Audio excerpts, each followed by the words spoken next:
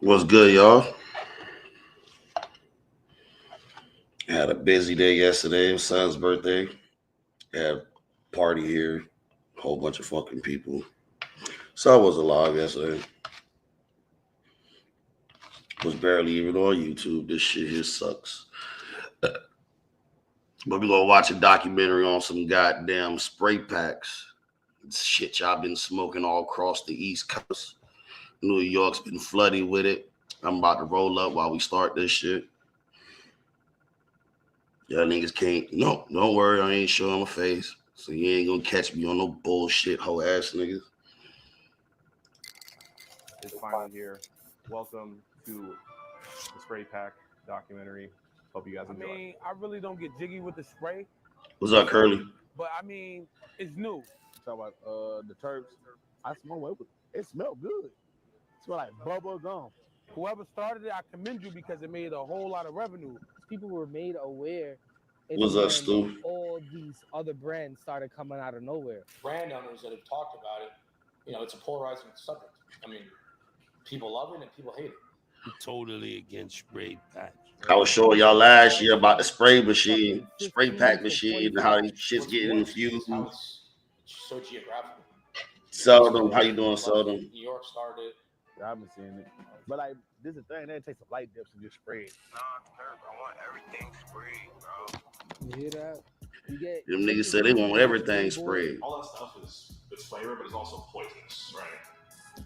And when it comes back down to even shit like that, we're aware that these processed foods aren't Exactly. Imagine wanting spray weed, bro. What's gonna stop the consumer from not? Let me turn it up a little bit. If they find out it has cancer, spray. You want everything sprayed this time? I got you, my heart. These niggas call niggas my heart. That's crazy. Spray documentary, bro. Okay, so growing up, I consumed, like many of you guys watching, Doritos, Cheetos, Hot Cheetos, one of my favorites. I got an hour before work. Overall, really highly processed foods. It's a that turf for today everyone. we're No, they're starting not. to see the effects of that.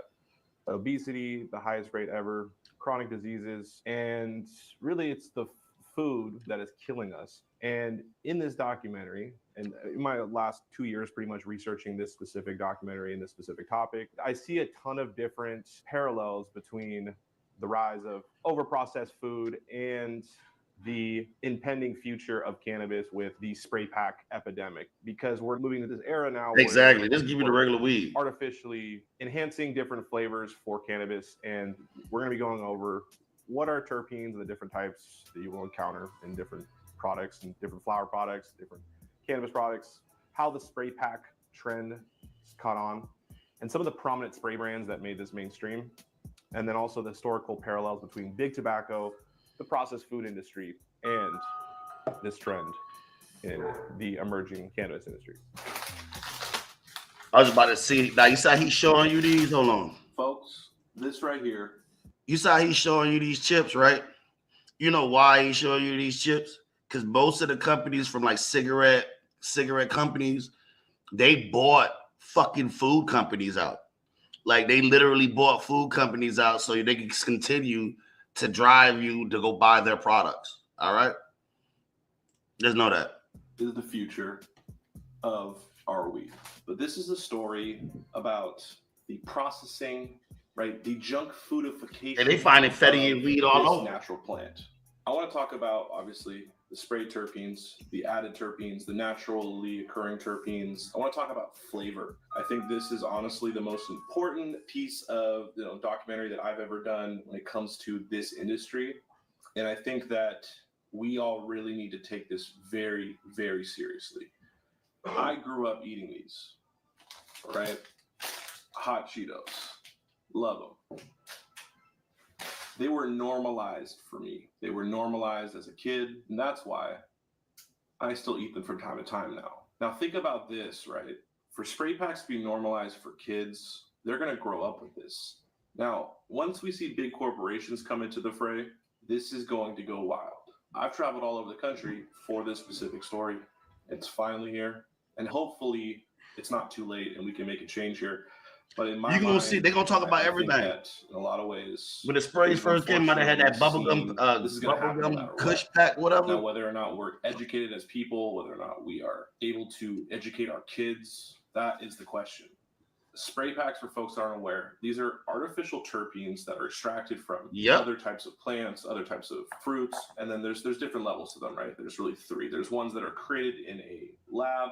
There's ones that are created from artificially extracting terpenes from like oranges, for example, and then reapplying them onto cannabis. But the problem is, guys, is that it's unnatural flavoring.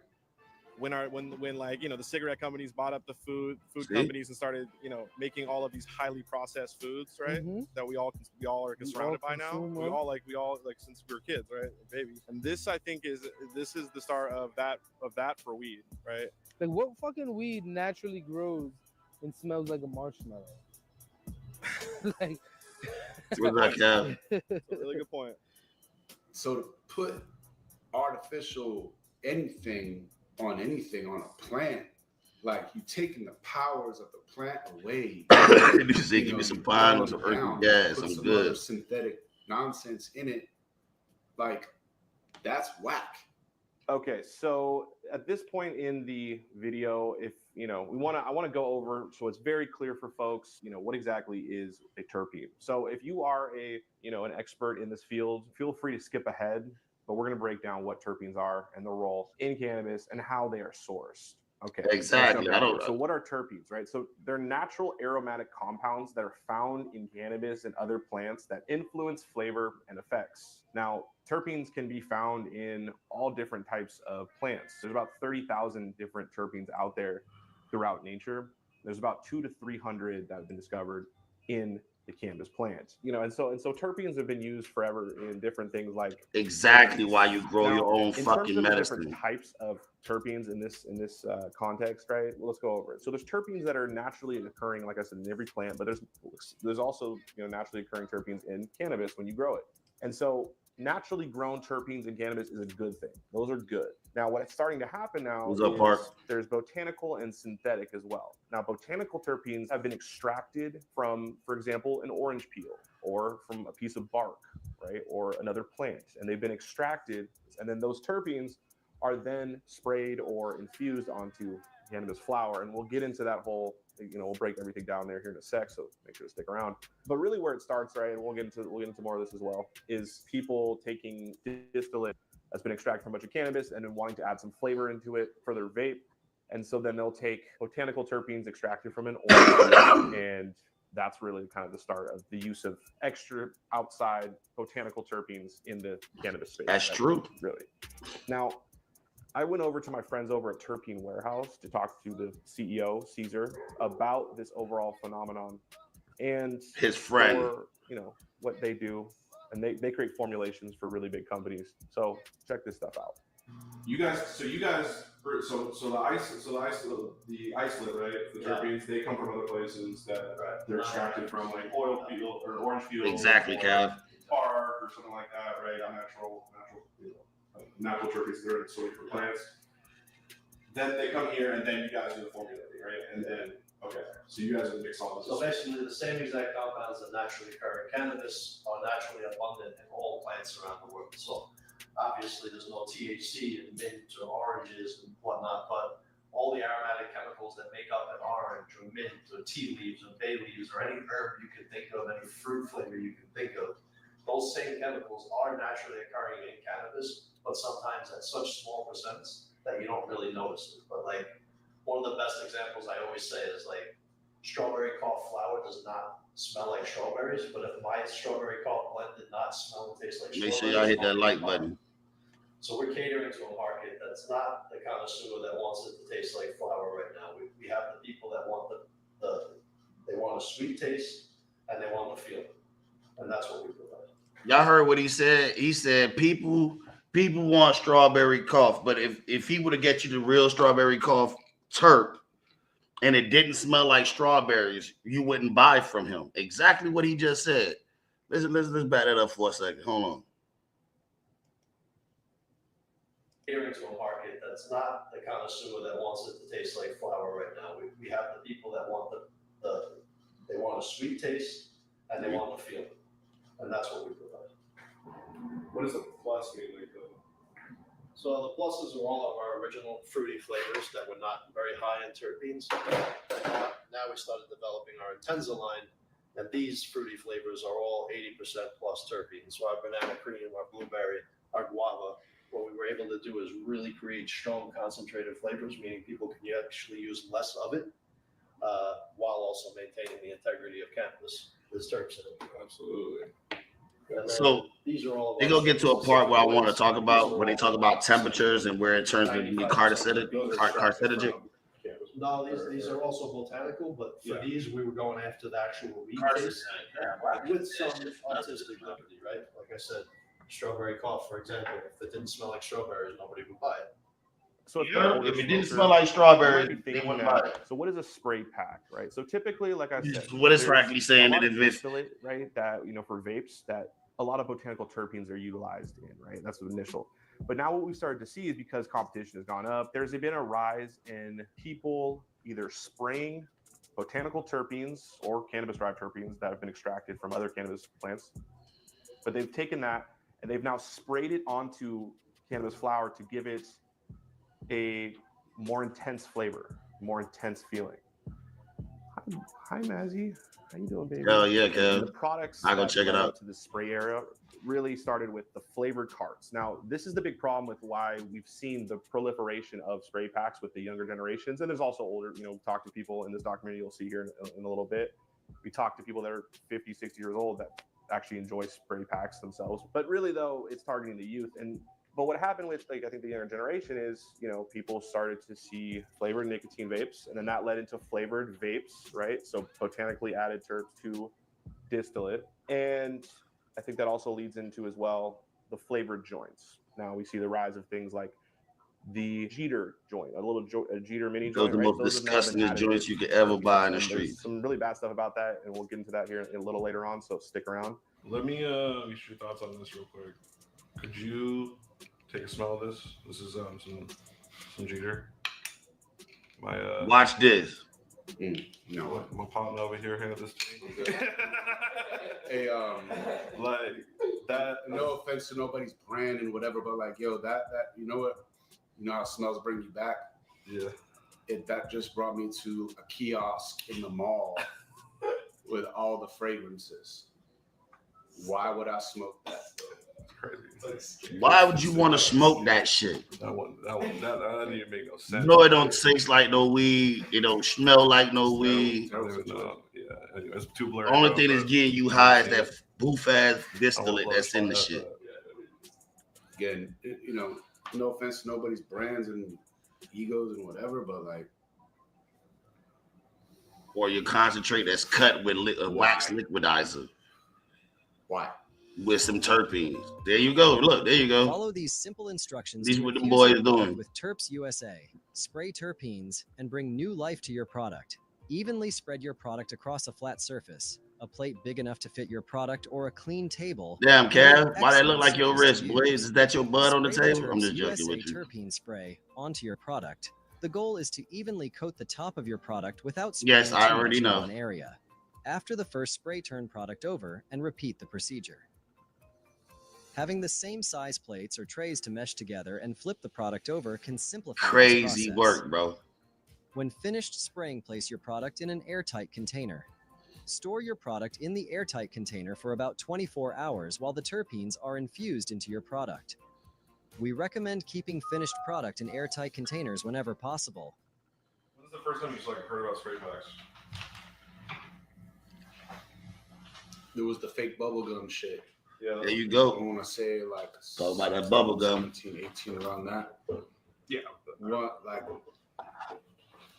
not the Indiana bubblegum, the fake bubblegum, where you just smell it and you're like, oh shit, it's Big League Chew. Like, Yeah, you can buy that shit off of Amazon. You can buy that shit off of any website. What's good, Maga? Fake. They were ahead of their time.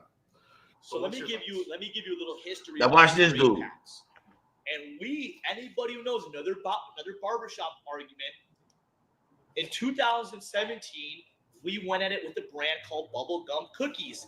They were selling cookies in the tuna can. but they were spraying it, and we went and told everybody, we're like, yo, this shit is sprayed with air freshener and fake terps. Do not smoke this. Do not smoke this. Do not smoke this. Everybody was smoking. Nigga, did you hear what he said it was sprayed? Did you hear what he said it was cut with? Air freshener and fake terps. Like, my guy, air freshener? Air freshener? And motherfuckers was still buying it. Crazy work. Smoking it. The whole 209 up north, all the festivals, people loved people. It was the whole tuna can wave. There was a big tuna can wave at the time. It was a big brand, bro. They were a big motherfucking brand. Like, they were selling thousands of tuna cans all over the fucking country. They were the first sprayed pack. Now, Bob, let me understand this, right? You know what the tuna can remind me of? The back of the fucking High Times magazine when you got that fake weed that's back there. Yeah, I remember that fake weed that was back in the back of the fake legal weed that was in the back of the High Times magazine. That's what the tuna cans look like. When you pop one of them bitches open, you look at the bud ain't really look like weed, bro. It was like reddish, brown, dark green as fuck. Yeah, nah. That brand. But like I said, everything comes full surface, comes back. Trends come back in style. Like, boom. The spray packs came in. Then you got a bunch of spray brands now. And now there's consumers in New York. I watched your Instagram shit. Yo, they want spray pack. Last time you mixed me up, terp and non. Listen to this shit. No non-terp. I want everything sprayed, bro. You hear that? These niggas you want everything sprayed this time? I got you, my heart. Yeah, bro, cause like that shit that's not sprayed, bro, it's just a waste of money, bro. I got you, gang, for sure. I got you all spray this time. The very first. Yo, MAGA.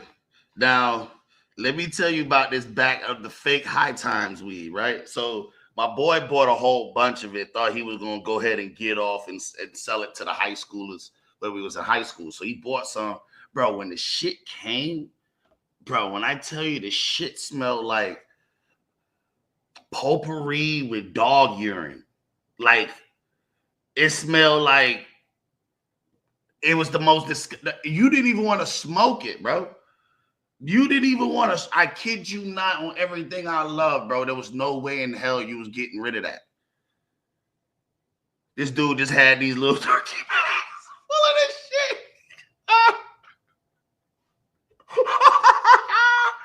shit. Yo, and it's shit, of course, the shit don't get you high or nothing, but yeah. That spray pack people kind of recall that was like in the it was kind of nasty, more modern bro. era. Was this bubblegum cookies, right? Bubblegum cookies was kind of this. There was from this brand. I don't know the name of it. But really, like right, where we start to see this trend start to pop up, right? We start to see this really happen in a lot of the East Coast markets. Like I said, spray has been around. It's been around like for forever, but it didn't really hit mainstream until literally the last like 5 to 7 years ago, maybe. And really, where it popped up, right? Was bro, straight up, it wasn't even headache weed, bro. You don't even get high. Companies, right? People that were isolating different compounds and then spraying Delta. Whoa! Let's talk about this. Who this? Hey, TNG. You like JK? What do you mean JK? Or you just kidding? Please tell me you just kidding was in the wrong spot.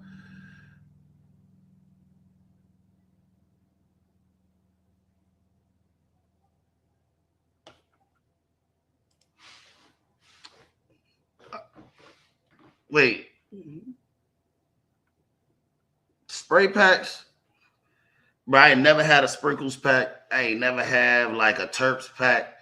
I ain't never have none of those packs that was sprayed, bro. I'm sorry. Oh, JK? Okay. I ain't never have a spray pack. And the CBD, what you said?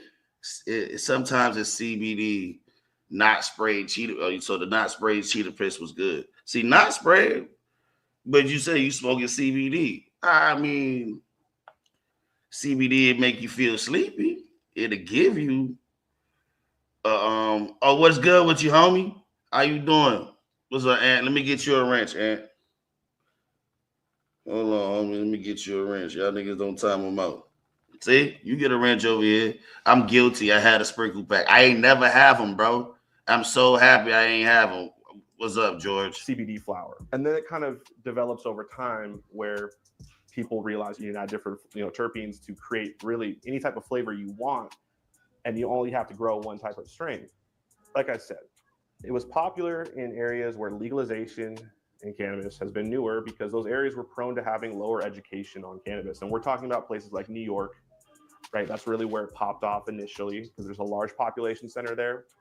And there were some brands like, for example, Sprinkles, which we'll talk about here in a little bit. And so because of the lower education, right? Because if you were to ask people on the West Coast right now, most people are saying 50 at 3 point. Whoa. Did you just say 50 at 3.5, my guy? 50? You talking about $50 an eighth for a spray pack? Man, kiss my ass. Spray pack, that sounds, no, it's not natural. Now, the popular areas that have had hype culture in cannabis, always looking for the best new thing, right? New York, Texas, Atlanta, Florida, right? These are where the hot spots are, and it's pretty interesting. We talked to our friend over at Flavor Farm Labs, Will, who's the owner. He runs a service that does application of these terpenes through his machine that he purchased called The Box. We'll talk about that here in a sec. 35. But, y'all niggas is talking everywhere you crazy go. Numbers. It's everywhere in New York City. These guys are actually brilliant, genius marketers. How many brands are there total? Big ones, you think? Hold on, let me get my The biggest brands are obviously, Sprinkle still has a presence, but not nearly as much as it was. Toasties, Terps, Fanta, Candy Cartel, Candies. From the customer side, I can't really speak on it because I'm not on the customer facing side, but from the brand owners that have talked about it, it's a polarizing subject. I mean, people love it and people hate it. But what's interesting, I think what's more interesting is how it's so geographical. The East Coast loves it. New York started it. It's gone crazy in New York. And then as you come out west, it's just like you can't even talk to anybody and even buy it. Like in California, Oregon, Washington, you can't give it away. In New York, you can't keep it on the shelf. So it's funny geographically on the ATC. Interesting. And I'm not an expert. I don't do studies. I'm not a scientist, but it's an interesting topic for sure. Super interesting topic. You say that. I mean, it's these new markets, like Ohio. Let's take Ohio for instance. The infusion was not at all. It wasn't big there at all, and it went from New York to like Washington D.C. to Atlanta was is the new hub, and then Miami's starting to get into it. Chicago, you got a couple big brands there now that are pumping it. St. Louis has a couple guys doing it, but it's still, like you said, it hasn't crossed that middle of the country line. Like Mississippi River seems to be kind of like the dividing point, but it's spreading from east to west. It just hasn't crossed that middle. Crazy. No, I tell you, this shit wild work, my dude. And non-infused flavors, because wild work. People who truly don't like spray. You know what I'm saying? And all right, so listen to this part right here. This is, bro, come on. I got you. Here. This shit. Look, this is non-spray right here. Now bust this open and tell me what you think. But now, as far as the weed game goes, people want to feel like they're $50 to $60 that they spent on that eighth or more, depending on where you live. They want to feel like it was worth it. So they want memorabilia with it. So that's why you see a brand even like this one, Candies R Us, is dope as fuck. Look, it comes with a Game Boy. You get your weed, you get your Game Boy, and it's just a sense crazy. You hear this, it's bro? Just a sense of feeling like you got what you paid for. Like, you know what I'm saying? Now, as far as this specific brand, shout out to Candies R Us. Candies is another spray and non-terp flavors. I prefer the non-terp flavors because I'm kind of getting over the spray wave. I like it still. Don't get me wrong. I'm terp reviews, but terp reviews. Don't get it wrong. I'd rather smoke this on the regular. If I'm gonna smoke all day, if I'm gonna smoke 30 times a day, I'd rather smoke some non-spray. I'll smoke probably spray. Why don't you? Yeah, it's just that I honestly, bro, I'm kind of getting over like the extra flavoring. Some brands are just really trying to cover up bullshit weed with terps. 85. I'm a real connoisseur. I know what real good weed tastes like. I'm 30 years old, so like I've been around for the wave of having to smoke Reggie first. and then we got haze, and then we got sour, and then all these different cushions from California started coming around. You know what I'm saying? I was around for that, bro. I know what real good weed is. Exactly. I So was just about to say that. I'm disappointed in a lot of brands. I was just about to In say the that. beginning of my terp review journey or whatever, I may have even rated some brands good that weren't good because I didn't really even know any better at the time until my past. This nigga just said that he was rating shit that was trash as fire. And then he was, all right, now listen, continue to listen, because you talking about how he got paid. Palette started to expand, and I started to at least like really try mad different brands, and like I got to see the difference between people who are actually lightly spraying it and people who are like heavily spraying bullshit. Heavily sprayed, to be honest with you, is like, yeah, it's like it smells like a fucking vape in a bag. So now, like, good brands that I can say like that actually I might really high quality flower is a brand like Fanta. Shout out to Fanta, you know what I'm saying? And no, I'm not getting paid for this. And no, Fanta probably gave me money maybe 2 times for reviews. After that, I was just all genuine. If I like a brand, now I'm spending money. I'm not just asking for freebies all the fucking time. If I like it, now I'm gonna invest my money because my clients want it because I said it was good. So I'm gonna make sure that I supply the demand. You know, as far as Fanta goes, Fanta has been around maybe since the beginning. Make sure y'all hit the like button, Shout out man. to Fanta. Yo, give me a second. Yo, what's up, fat boy? Y'all just sitting in the chat, forgot to hit wipe your feet at the door. Sheesh. Yo, gang, no, sorry to bother you, bro. I don't know if you see my vids. I'm Tato the Picasso. I be Now doing all listen. the terp reviews and shit like that, right? How much We do doing you a documentary. We doing a documentary on spray weed and What non-spray did weed. you just buy? Did you buy any spray? That's sprayed? Okay, Bahama, well, with the make sure you do good. With how much do you love sprayed weed? I mean, I love it. It's better than regular weed, to be honest. Yeah. You hear this, guys? He thinks it's better than regular weed. Why do you think it's better than regular weed? Because it get me higher. So you think it gets you higher than regular weed? Yes, it does. Y'all hear this shit? All right, that's one person saying that it's better than regular weed. So let me ask you this: then, like, what if it comes out that it's like really bad for you?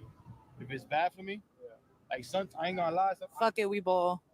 Sometimes I ain't gonna lie. I have badges that be type bad, but You I hear ain't this gonna shit? lie, but I keep copping. You feel me? You gotta try different shit. All right, I appreciate you. I appreciate the ones that hit the like button before they walk in. So one or of as the they biggest walk health in. and quality factors wipe in their feet at the flavor door. cannabis, right, is how the flavor was actually applied to the plant.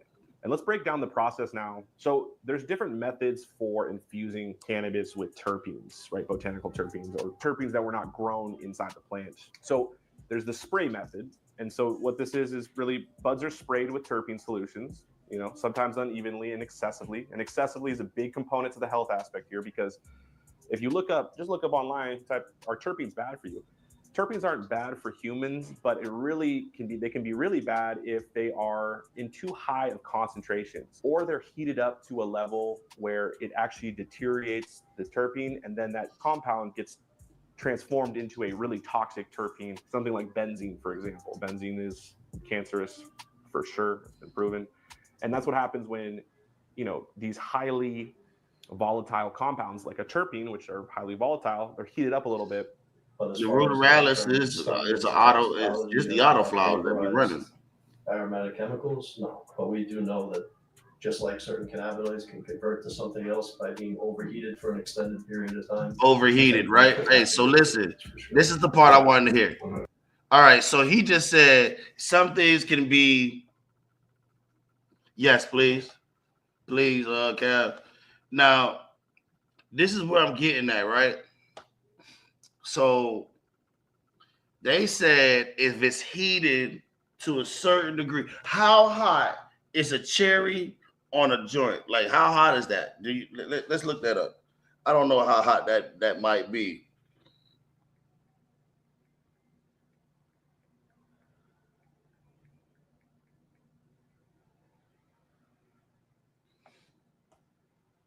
So the tip of a cigarette, I just put cigarette, right? So the tip of a cigarette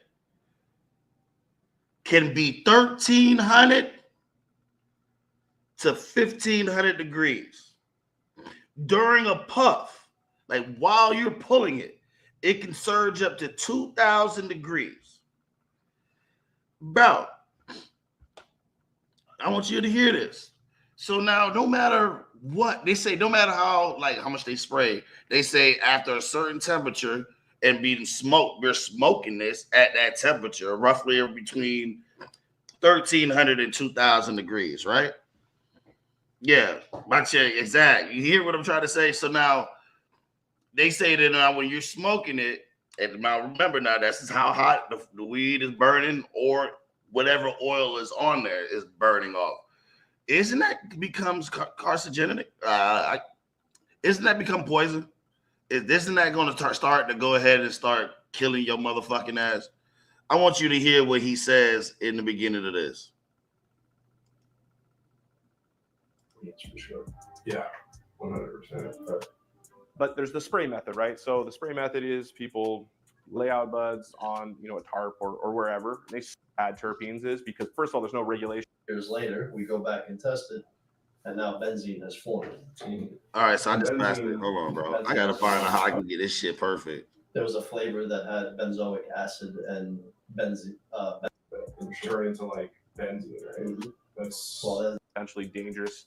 Sorry, guys. I'm add terpenes is because first of all, there's no regulations on the concentrations. There's none of that. So that's a huge potential problem. Let's say a terpene interacts with, gets heated up, right? That terpene can deteriorate, right? For sure. And turn into like benzene, right? That's a perfect example that we've seen in the past. There was a flavor that had benzoic acid and benzene. I don't know about that. In presence of each other. It was what happened is not in the beginning. We tested it when it was made, but 2 years later we go back and test it, and now benzene has formed. And benzene is a known. Gotta have a 2,000 degree burn for white ash. But it's very important to constantly testing, and this is something that should be adopted in all industries, not just this one, but this is the one with the most eyes on it. Yeah, 100%.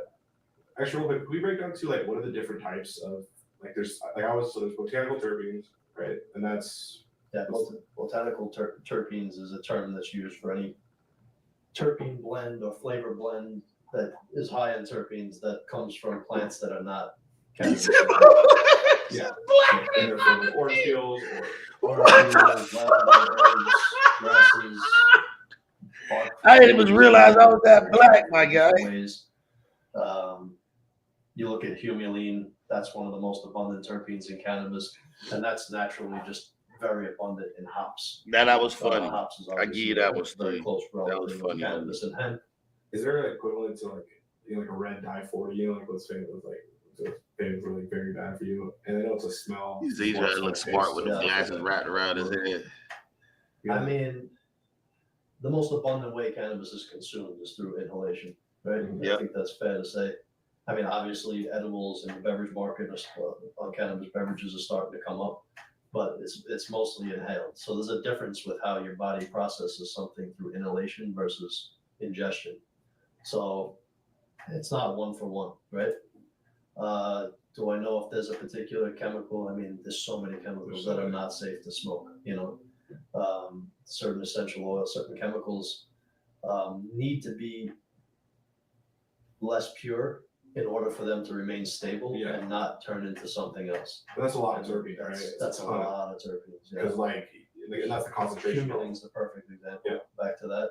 Most cannabis beverages between 60. But even when you think about the cannabis beverages, right? They got the syrup. You can mix it with soda and shit like that. But the point is that it has to be at that dilution in order to stay stable as humulene. Yeah. So the question comes, what's the other 15 to 40%, right? So that's where testing is very important. And what typically is the other 15?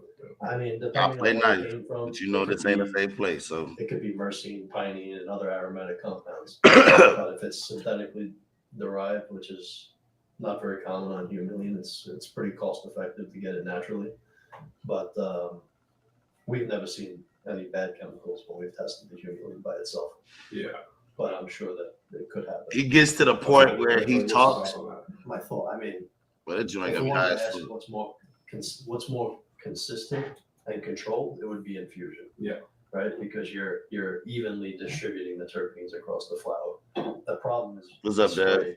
Somebody's literally going. Hey, through it, Nancy. just going, and some spots might have way too much, and some spots might not have any at all. You know, so And also, don't those hydrocarbons get burnt off?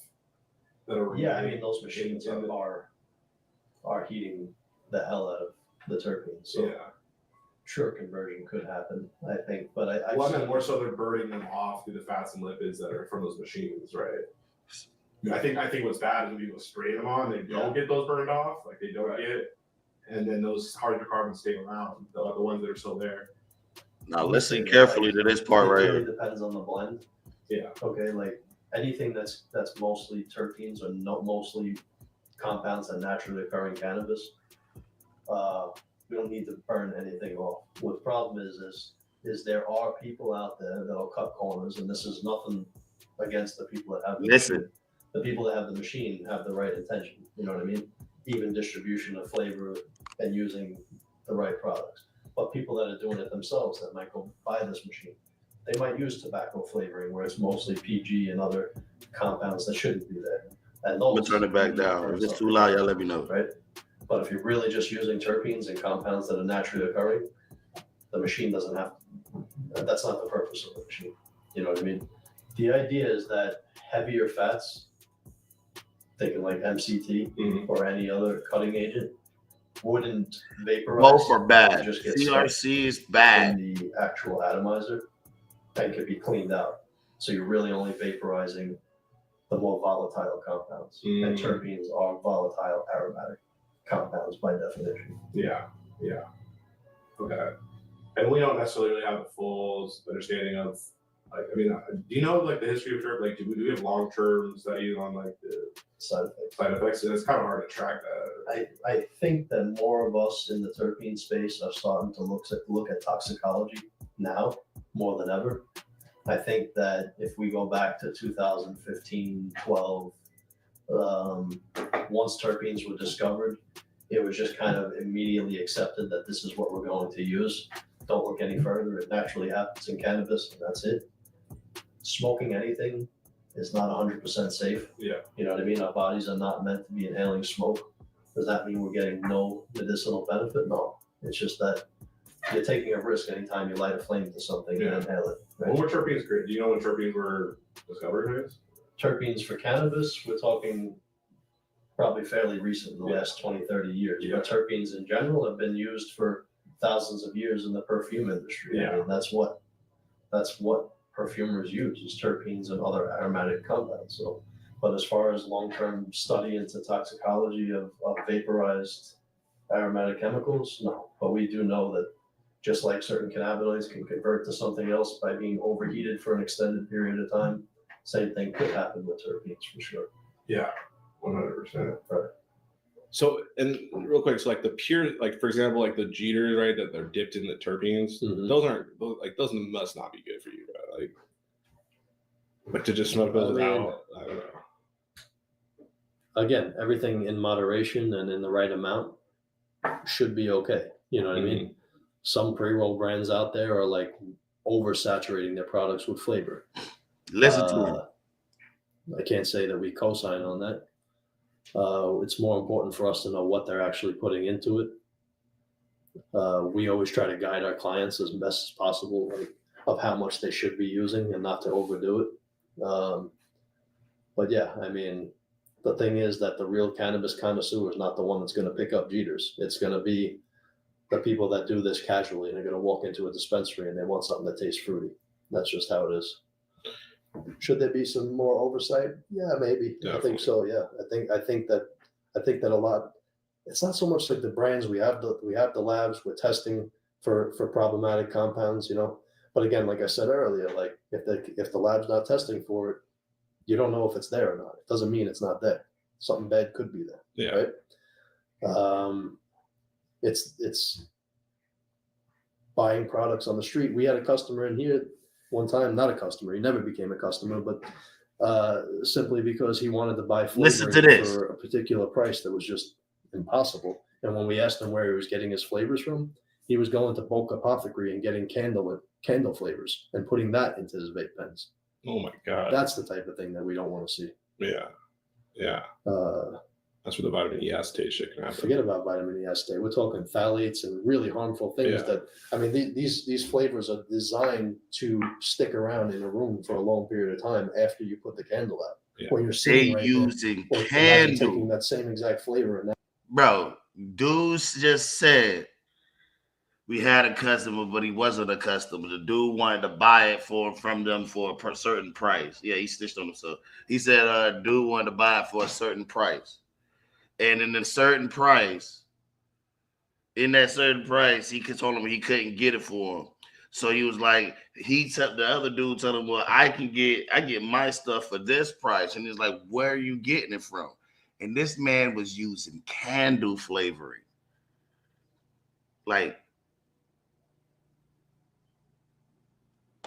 nah, it's a perfume or aromatic. I don't know, bro. This guy, he's kind of fucked. now inhaling it right here on the spot. That's not okay. Yeah. You know? Yeah, and I feel like There's that line gets blurred a little bit because they're kind of grouped all together, but there really is a clear defined line of what is good and what is bad. Yeah, for sure. You know, he But tried if to you show were off to his test some of guy. these flavors from a candle company, again, the testing lab is only testing for 20 to 40 terpenes. They're not testing for all the chemicals that are in that. So nobody will know. Then there's the infusion machines, right? And the infusion machines, right, or the box, right? It's saturated buds with terpene-rich vapor for a more even flavor. So really, in these different boxes, right, these are better than just spraying raw terpenes on, because a lot of times what the infusion does, it burns off all the fats and lipids. And this is a key word right here: hydrocarbons that are in terpenes, right? So hydrocarbons stays in your lungs forever, and they never leave. They never can dissipate, and they also cause cancer. So it's important that you get all of these hydrocarbons out. So when you're just spraying it onto flour yourself, first of all, one, the concentration might be too high, or you might apply too much, or it's not evenly applied. So there's too much here, not any here. So that's really dangerous, right? Now, the infusion machines, the box, right, they do better because they're going to be more even. Now, regardless, there still is potential. Yep, freight perps are like long-term health effects, and are like I said, fine. we're not really sure, but that can happen. The only thing really is just the hydrocarbons, right? That's what I get worried about. Now listen, And that's the whole point of having the machine. The machine burns, a lot of the hydrocarbons out. And that's part of the process. That's infused versus spray argument. Yeah, 100%. And the spray packs are like, it's a much different thing than. Yeah, the spray packs, they take all their pounds, throw them on a tarp, take a spray gun, spray bottle, paint mister, and just spray them. And then you're left with, all the solvents and carbons and hydrocarbons and everything that's in the solvents or in the terps, the byproducts of the terps, the carrier of the flavors, you get all that. In the machine, while it's infused, all that burns out. Yeah. It's So you still really being made, need the machines to make it at least safer, right, than it would be if you were to spray it. Yeah, safer, and then also an infusion. If you spray a spray packs, you bust the nug open and, it smells just like regular flour. In the infused packs, which you can pull out of the bag right there and break one open, the flavor, is completely infused all the way through the flour. Okay, so you there are heat many one with brands that are machine. capitalizing right now on the spray trend, and we can't necessarily lump them all together, but there's one you may have heard of, and that's Sprinkles. This is kind of the one that they took flavored flour to the next level and kind of made it mainstream, right? They were like the brand to really pop off this trend, and they were obviously based in New York, and they went all over the country. Yeah, all of the that owners are stuff from on the Oakland, machine. You know it. but they I've popped it thought off. about that machine before. We did a The spray version pack used like by shit the that Cardinals, went viral, got like 300,000 on TikTok. Shit, that's more than $500,000 now. Is it? It's over $500,000 now. Where they burn the hydrocarbons out of Hell the no. earth. Fake earth. I want my weed to smell spray, but it ain't. Yeah. Terps. So terps exist naturally in the shit, period. So then it's like terpenes are in every flower, every fruit. That's why limonene, it'll be exists in weed, and the weed will have a citrusy smell. It's the same shit that's in a lemon. There's a level of discipline with that.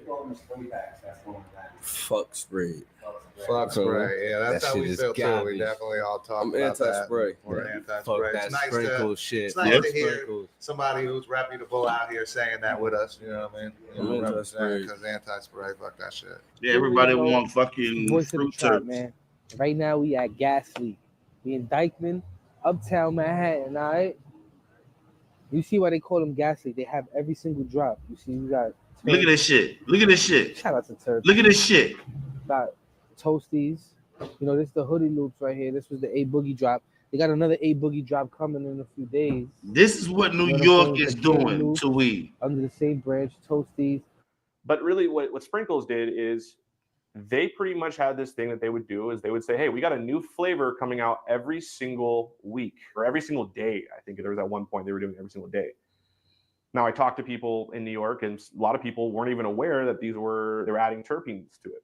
Sprinkles wasn't necessary, and this is the whole thing I want to get to the crux of this documentary, is that I think it's important for folks to be aware of the potential health effects long-term that can happen from consuming this terpene flower, right? These terpene-enriched flower. There you or go, spray Nancy. packs, right? Because I think everyone has the right to do whatever they want with their own body, but it's important that everyone has the education and are informed on what they're actually consuming so that they can make that decision, accurately. And because a lot of people that I talked to in New York when I went to New York, right, they said this. I have a question. That yeah, Sprinkles. Yo, Sprinkles definitely. Sprinkles definitely was a Did you big know? wave. Did you know that Sprinkles was sprayed though? At Yeah, definitely. We was yo. We no, we didn't know. We didn't know. No, at first we didn't know that. You see? We just thought That's how that's I've been saying that a lot. Should throughout I this get bacon documentary. terps? You might. You never know. Like, no one knew Sprinkles was sprayed. They took over the way they did without I guess withholding information is not technically a lie, but they withheld information until it just became public. You know what I'm saying? Yeah, but Sprinkles. They just wanted their weed to taste like that, so they were trying to figure out. Reggie, nigga, I don't want no season in my weed, boy. I've been selling weed for 20 years. How can I get my weed like that? It's for they figured out spray. So, spray. Now it's consciously. Before we didn't know it was sprayed. It was like Sprinkles. When Sprinkles first came out, Sprinkles like no one was really aware of what terp weed was. No one was out here like, oh yeah, I know I'm smoking spray. No one knew what the fuck that was. They just thought they were smoking the best of the best because that's what Sprinkles was promoting.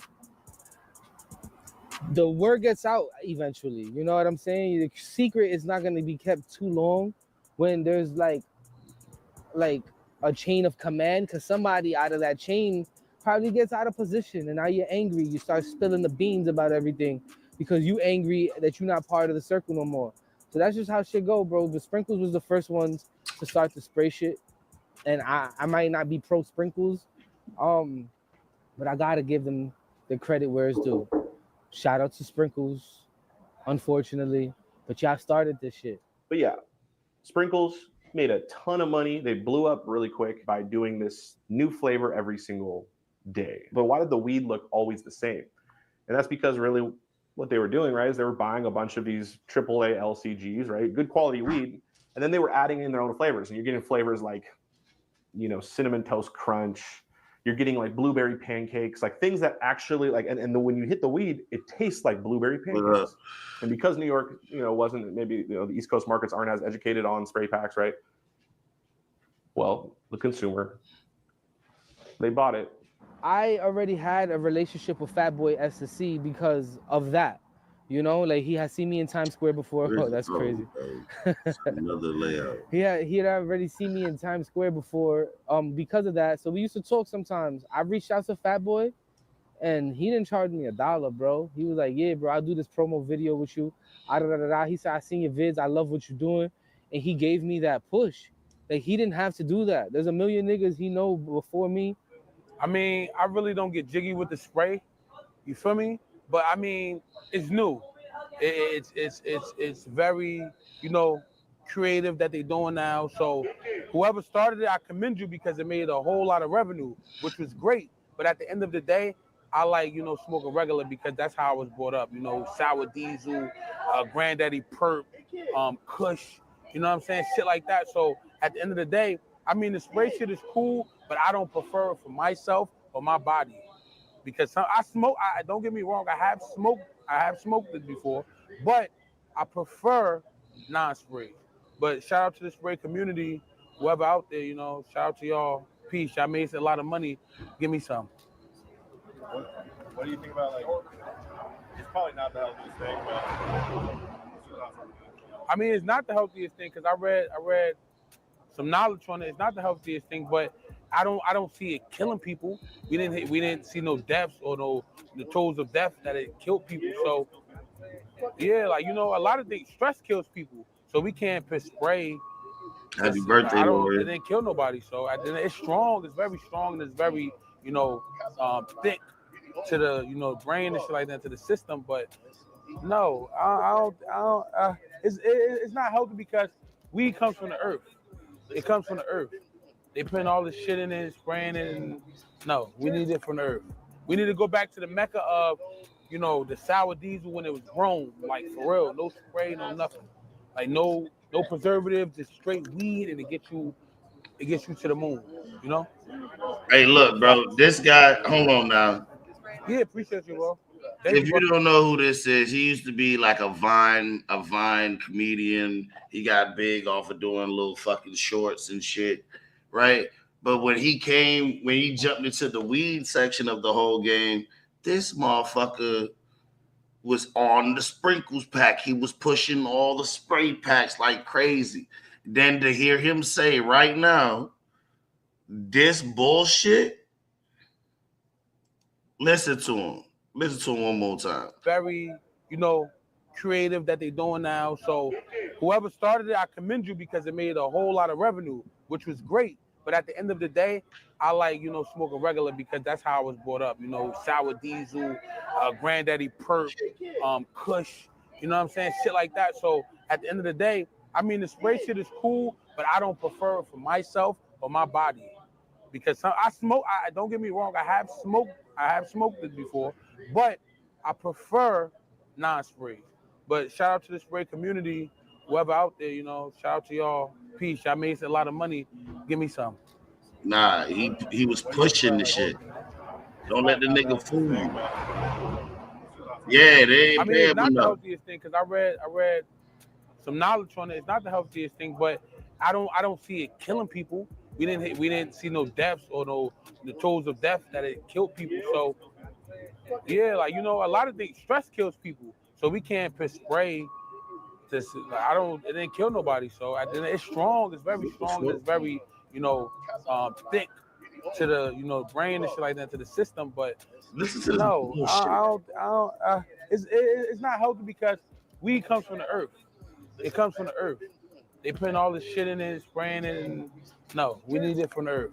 We need to go back to the mecca of, the sour diesel when it was grown, like for real, no spray, no nothing, like no preservatives, just straight weed, and it gets you to the moon, Facts. Bro, this dude. Yeah, appreciate you, bro.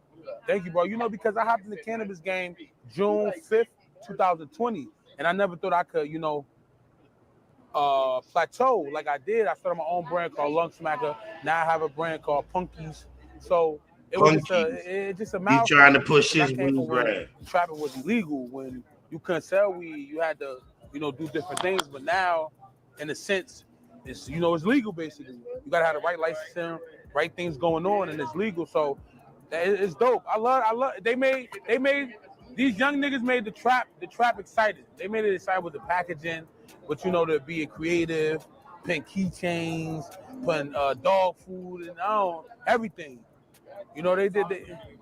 Yeah, next is gonna come with Cartier watches. Pop's gonna have it come with Cartier watches and Richard Mille. Yeah, you doing shit shady. It's fire. It's fire, bro. It's fire. They fucked the game up. Oh, let's do a collabo, man. And I commend your work. You keep going. God bless you in your whole career, everything you're doing. God bless. So we've seen the same trends before, right? And this happened with processed food companies and big tobacco. Like I mentioned earlier, flavored jewel pods, which led to flavored vapes in general, right? There's menthol cigarettes, right? They use flavor to mask the harshness, attracting new smokers similar to terpene-infused weed. But at the end of the day, this is opening up a whole new market. So women that don't like the flavor of weed, that like the flavor of strawberry milkshake, or vice versa. Young kids that grow up vaping, love the flavors. You're bringing more people into the market. You bring more people into the market. You're selling more flower. Price goes up. Production goes up. So they're looking at it from a perspective, from a personal view, but from a business perspective, they should be loving what we're doing. Absolutely, that's a really good point. I mean, because you're expanding the market. Yeah, you're 100%. You're bringing people that would never smoke into the market. Exactly, and that's what I think the vaping did as well with like the flavor vapes. So what happened really in the 80s is big tobacco was starting to kind of come down from their peak of popularity and success and money being made and all that, because people were starting to catch on. Hey, cigarettes are actually really bad for you. And so what happened was big tobacco wanted to diversify. So Finally. 2 out of the 3 biggest food manufacturers in America at the time were purchased by different big tobacco companies. Big Tobacco took the billions of profits they made from generations of addicted smokers and invested in something more family-friendly, something that could have a big effect on our future, something that we consume every day. The food we eat. In 1985, tobacco giant R.J. Reynolds bought Nabisco Foods. Tobacco pioneer Philip Morris bought General Foods, and 3 years later, Kraft Foods, making them the largest food producer in North America. And leaving the business of food in the capable hands of the same corporations who helped addict us to tobacco. Using the same tactics they used to promote tobacco, food companies set about peddling the entire planet a diet of processed goods, loaded with chemicals and additives, masquerading as food. The sun and the moon is locked. This new machine operates with specific targets in mind, like addicting consumers, without them knowing it.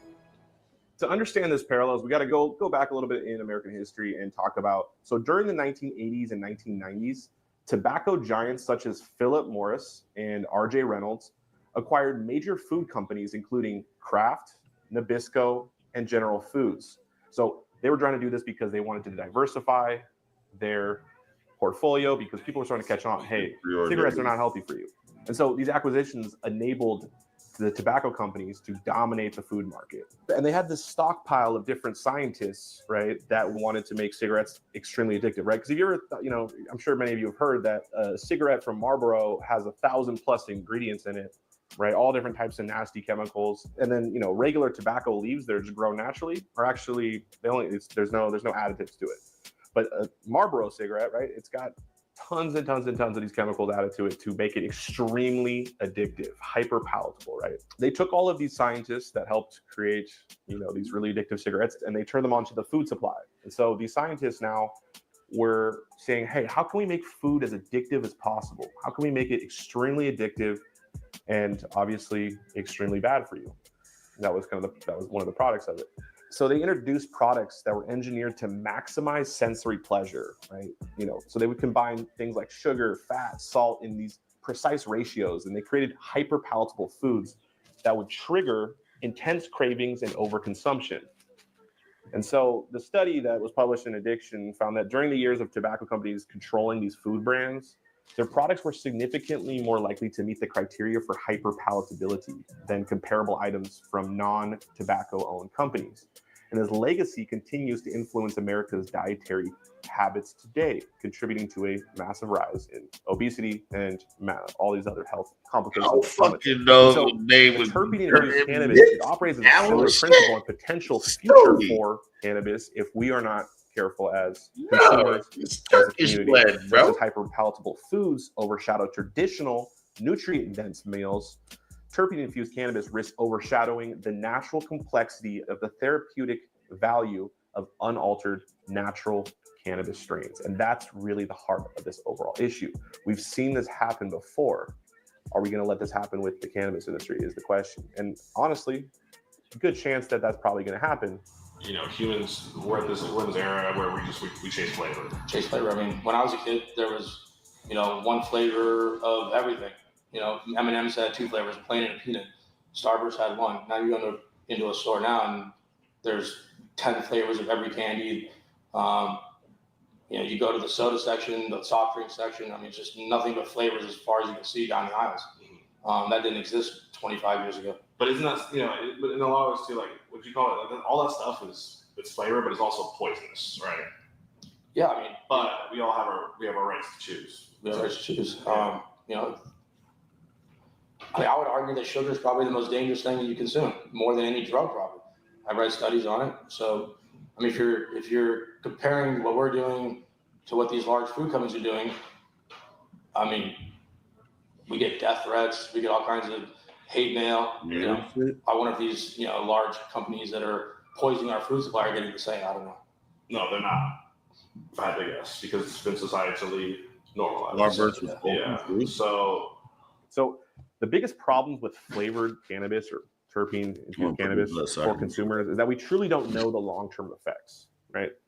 So whether the terpenes were applied in a safe way, how the terpenes were produced and sourced, these are still the biggest factors in the safety of spray packs, right? Because this is unregulated. A lot of the market in the world and in America, right? It's unregulated street level production. Some terpene sprays could contain harmful additives and unknown chemicals because people can just go buy this anywhere. I mean, you can buy it online, right? I guarantee you, if you know, you might see on YouTube, right, to the left or right of the screen, you might see an ad for people selling, you know, terpenes. And the fact is, there's just no regulation on this. And like I said, really, like when you start to heat up different terpenes, they get corrupted into really nasty substances that for sure will give you cancer. And so the unknown long-term effects, right, is, you know, the research on inhaling highly concentrated, artificially added terpenes is still lacking. Like no one can tell me that that's not. We know throughout history, right, that terpenes aren't necessarily they're not harmful for the human body to consume, but they can be extremely harmful if it's at high concentrations. Like essential oils, like you don't want to be smoking essential oils. And so to trust everyone to make sure that they apply the right amount, I mean, it's really impossible to tell unless there's any sort of regulations on it. And for a lot of folks that, you know, maybe have been smoking cannabis for years and years and years, we have, we're used to, you know, really great terpenes. Exactly. Or, you know, some of us are, you know, great, you know, naturally produced terpene profiles from like, you know, a strain like the Z or the Skittles, right? But a lot of people aren't privy to that. They don't know what naturally, you know. And so for folks like myself, like when I smell like a Jeter joint, right? You open up the container for the here you go. you smell it and it just smells like straight chemicals. Let me get your thoughts on this real quick. Could you take a smell of this? This is some Jeter. That's what do that. You know, my partner over here had this thing. Hey, like that. No offense to nobody's brand and whatever, but like, yo, that you know what? You know how smells bring you back? Yeah. That just brought me to a kiosk in the mall with all the fragrances. Why would I smoke that? It's crazy. It's like scary. That one's scary. That didn't even make no sense, bro. 1 pack per lung. It's terrible. Yeah, anyway, it's too blurry, bro, but I didn't even see it. I don't want to blow their spot up, but again, you know, no offense to nobody's brands and egos and whatever, but like, why? I mean, they have so much shit in those pre-rolls. I mean, they have sauce, they have diamonds, they have, you know, THCA, they got terpenes. I mean, their formula for what they've done, like, revolutionized the pre-roll. But like you said, there's tons of shit in it. Their THC levels in these things are what, like 60%, 50%? Like with all the shit they add into it, it's insane. But people love them because they've been just kind of quiet about it. I think they've just been really quiet about it, and they never got grouped into this new era that's coming about now, which is kind of the era that I think you're kind of adjacent to a certain degree, but the sprinkles era, the New York spray packs, right? Let's be real. It's really concentrated from there. More so though, right? It also is going to introduce a massive amount of new smokers, right? Which is not necessarily a bad thing when it comes to cannabis if it's used right. But I mean, check this out. But at the end of the day, this is opening up a whole new market. So women that don't like the flavor of weed, that like the flavor of strawberry milkshake, or vice versa. Young kids that grow up vaping, love the flavors. You're bringing more people into the market. You bring more people into the market. You're selling more flower. Price goes up. Production goes up. So they're looking at it from a perspective, from a personal view, but from a business perspective, they should be loving what we're doing.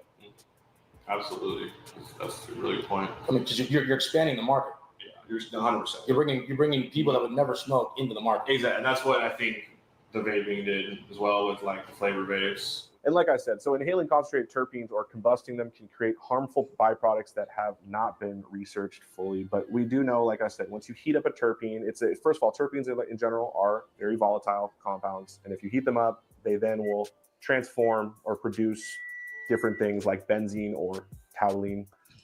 All right. Remember how hot we said the tip of our joints be, right? Now how hot the cherry is, right? Yeah, remember how hot we said between 1,300 and 2,000 degrees, correct? And then he says it turns into benzene. Now listen to this. They cause cancer, 100%. We always try to guide our clients as best as possible of how much they should be using and not to overdo it.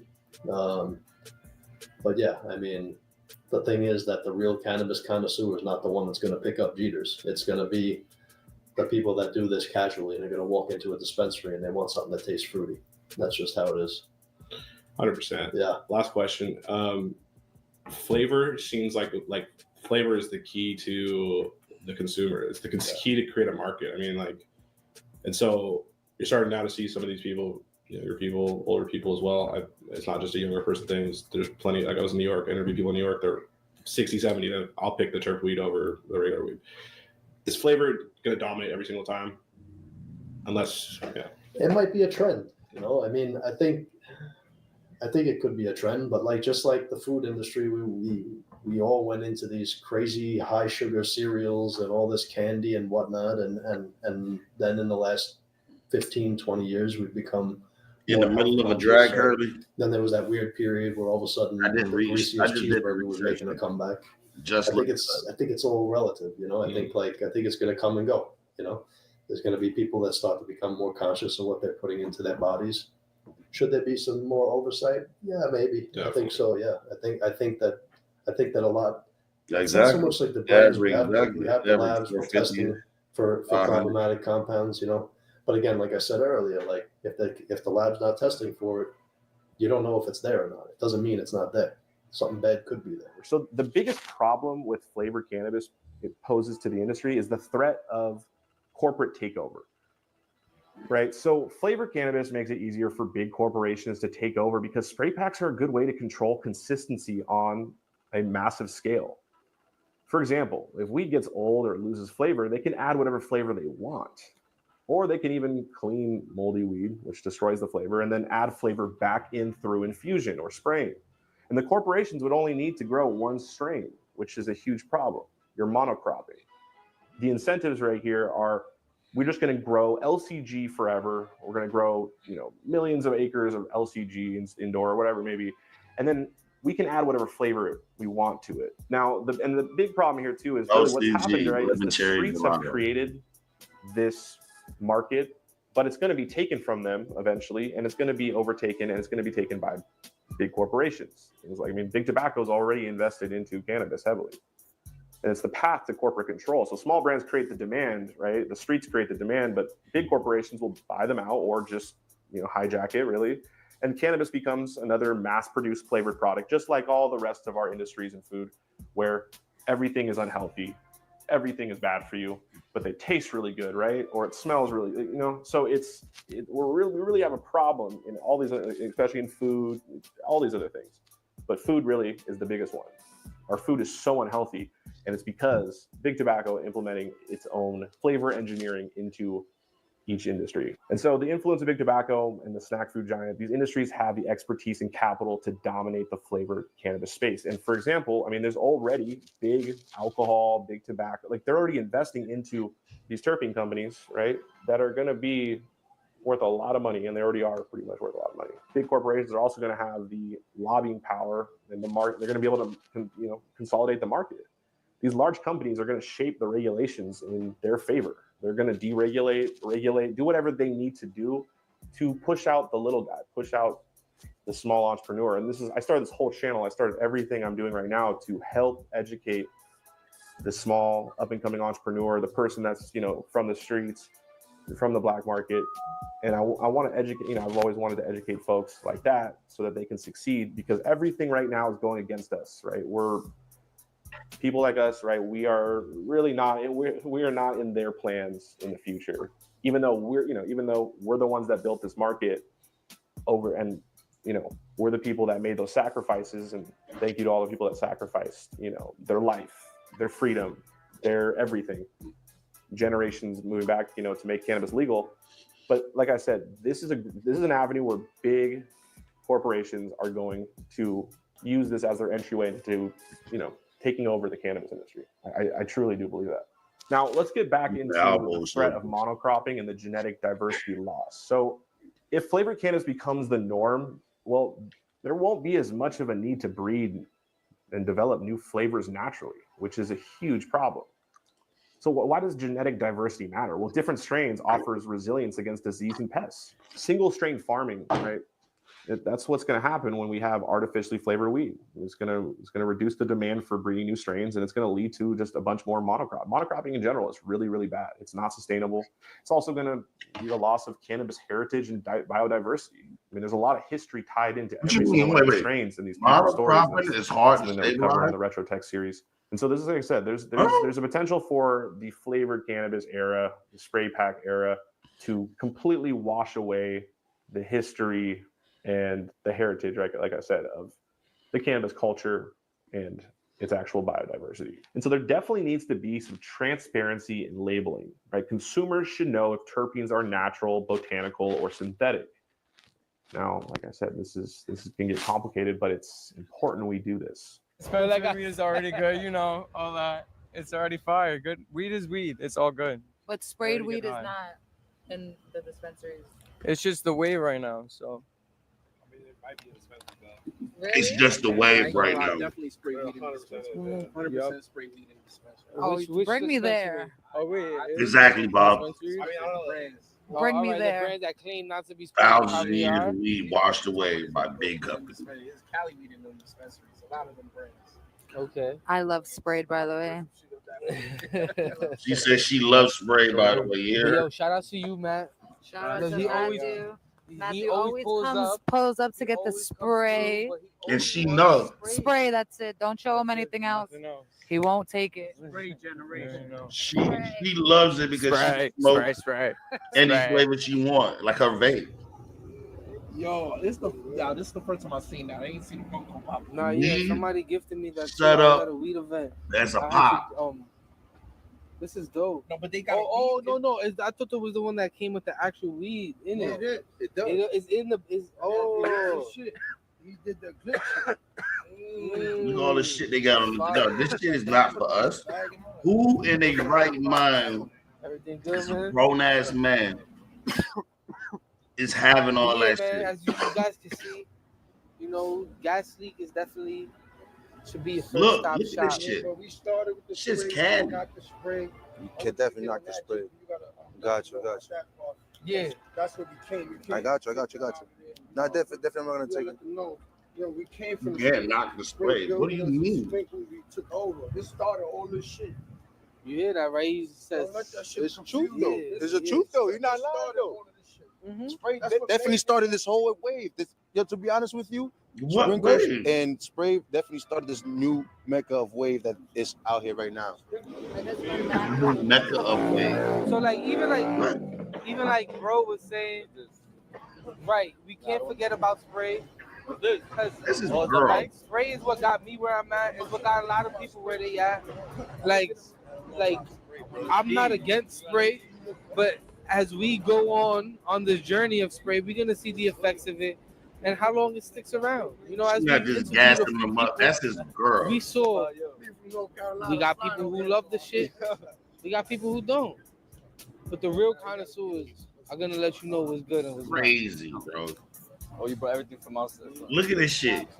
Now, some of the This shit potential is crazy, solutions bro. for the industry, right? I've is always we know felt flavored like cannabis like is here this to stay at this point. I mean, like I said, I've traveled all over the country. The M&M, like Fruit video, Loops and all specific this documentary crazy story. shit. I've talked You to can get a tons bag of of people. I weed. think I've literally talked. It comes with a Game talked Boy. to 401 at least like games. 300 to 500 people on this topic. What? People from all over the industry, different sectors, and my takeaway from it, I because I just kind of have an wanna smoke interesting weed, purview, bro. an interesting view of all this, is that I think it's here to stay. Honestly, because I one, it's wanted to really play big a with video the game. vape I got industry, a right? With PlayStation already. distillate. But I think too, If I wanted to buy a Pop It, I would have got me a Pop It already. You know what I'm it's saying? an Like, what efficiency in the fuck? business that is already it's too. Or whatever it's- you want to go, it's Funko Pop, being whatever used the too shit's widely. called. So I think it's here to stay, but we need to promote responsible consumption and make sure that the potential terp drawbacks sprayed, don't, you know what I'm saying? don't get out of And the control. whole thing is, So I'm buying we this shit definitely to need get to sprayed. encourage natural breeding programs to kiss my reward the growers who develop flavorful strains naturally instead of relying on artificial additives. That's just what needs to happen, I think, for sure. And then we also need to establish flavor additive guidelines. We need to limit terpene concentrations to maintain authenticity and safety, because like I said, the concentration of terpenes is really at the heart of what could be potentially dangerous for consumers. We need to educate the consumer, right? We need to teach people to appreciate says terpene naturally infused, flavored I'm cannabis, straight. like naturally grown cannabis. And we need to do That's a that through straight fact. tasting workshops and content, and have some different workshops we're working on. If you ever got a pre-roll that says terp infused, on the difference spray between pack. spray packs, terpene, enhanced flower, and naturally grown terpene flower. Well, I feel like if the consumer's not being fooled and that's what they decide to do, like you said, we choose to make bad choices in food, giving our kids cereal and all this processed stuff. So, Where the but fuck do you knowing think it, the terps are coming from? and leaving it up to the consumer, at least there's some integrity in that. That's You know what I'm right. saying? Hey, you know what I'm saying? But just not like all Who these you companies selling that that to? You selling try that to to children, say bro. it wasn't sprayed when they know it was. Because, we don't know what the damage is. It may be nothing. Could be something serious. Kids are the biggest I mean, consumers it's of drugs, to me, bro, it's already period. like people are already High inhaling schoolers, those teenagers. terps with vapes. So They vapes probably been around vape for a little came out. while. I would assume it might give the same effect the fucking vape Yeah, would. possibly. Maybe you not fucking up your lungs with smoke, fuck around, get popcorn lungs too, like a vape could give you. You know what I'm saying? We're guinea pigs right now. There you go. We don't know what these long-term Justifying effects are spray. gonna be. But what I'm gonna say, man, I do enjoy some spray brands. I'm not gonna say I'm against spray at all, because I'm not. But I'm against the brands that try to terp bullshit. Do not terp some bullshit and try to give it to me like it's some good weed, because that's gonna offend the fuck out of me. And that's gonna offend any real marijuana consumer. You want good terps on good weed. Yes, and I don't even want it heavily terped. If you're gonna terp it, it is already good flower. There's some flower that don't even need to get terped, and some niggas over terp it now, and now it don't even taste good. You just fucked up some good weed, bro. And sometimes that shit happens too. And then there's times when people over terp it to try to make up for the fact that it's bad. Shit, I'll have to get off it. How much is the And video level? I know the Oh, we difference. good. already. Nobody can Perfect. run that game on me.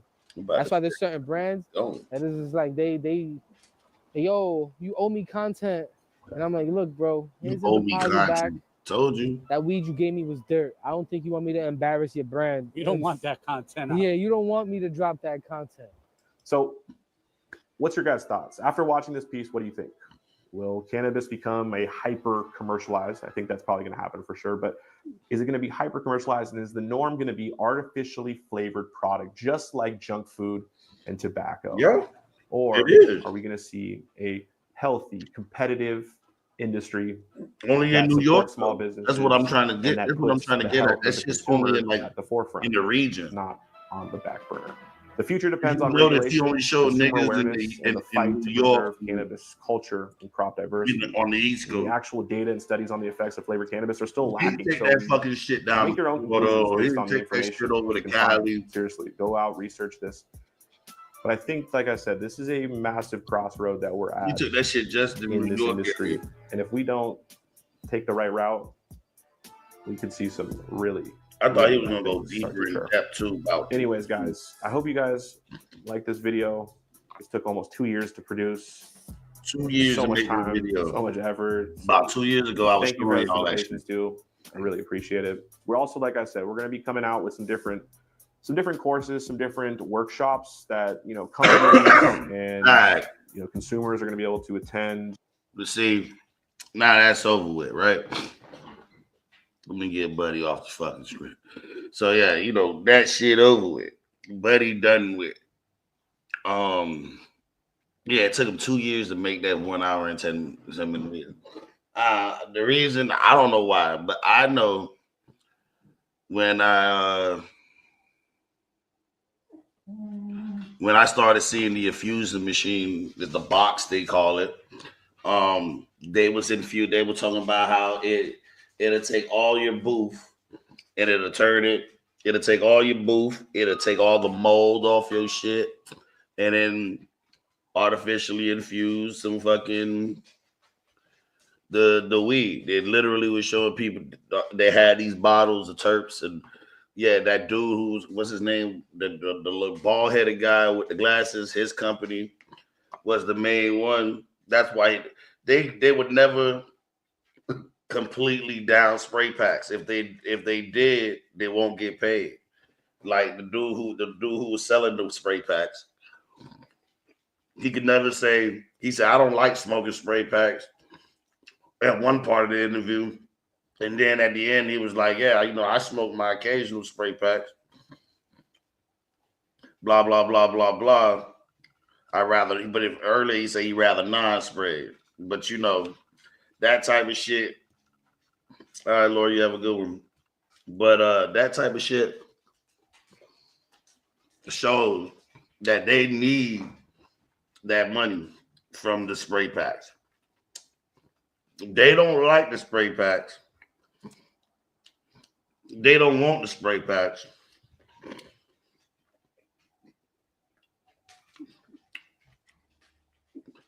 But they won't they can't stop using the motherfuckers for money. That's just simple as that.